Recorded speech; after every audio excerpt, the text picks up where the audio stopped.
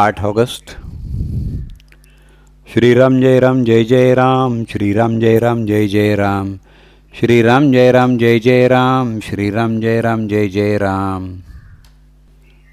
समाधान ही आंतरिक सुधारणेची खूण आहे. प्रपंचात काय किंवा परमार्थात काय, काही पथ्य पाळायला लागतातच. नेहमी राम करता ही भावना मनात जागृत ठेवा. शोक, चिंता, भीती, आशा, तृष्णा या सर्व राम करता म्हटल्यानं नाहीशा होतात. ज्या अर्थी त्या अजून नाहीशा होत नाहीत त्या अर्थी रोग कायमच आहे असं म्हटलं पाहिजे.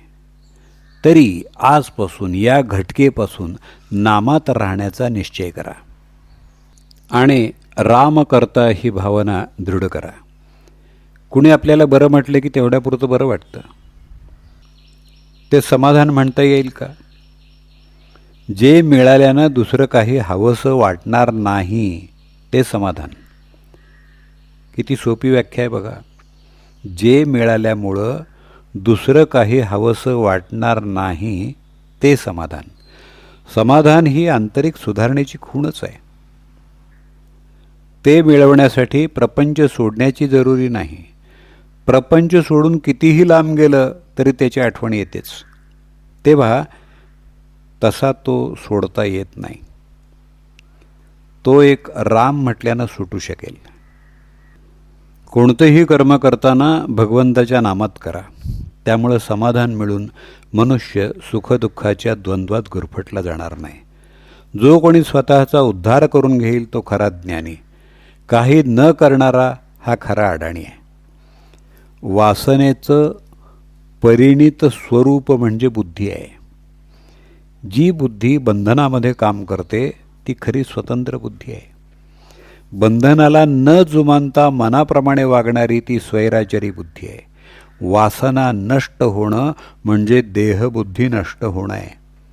प्रापंचिक मनुष्याला विषय टाकता येतील हे शक्य नाही. ज्याचं विषयाचं प्रेम रक्तात इतकं भिडलेलं आहे की ते काढून टाकायला सूक्ष्म अस्त्र पाहिजे. नाम हे अतिशय सूक्ष्म अस्त्र आहे. ते घेतल्यानं विषयाचं प्रेम नष्ट होईल. खरोखर थोडा मनापासून निश्चय करा. तो परमात्मा फार दयाळू आहे.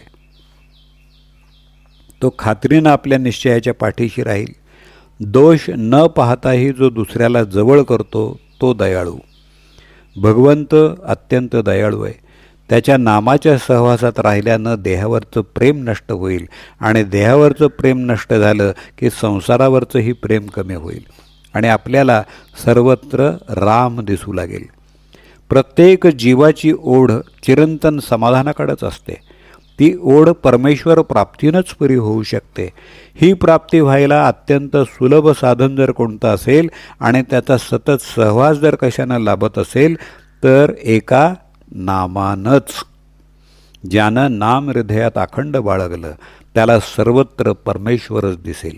इतर साधनांमध्ये उपाधीमुळं थोडी तरी चलबिचल आहे. नाम हे स्थिर आहे.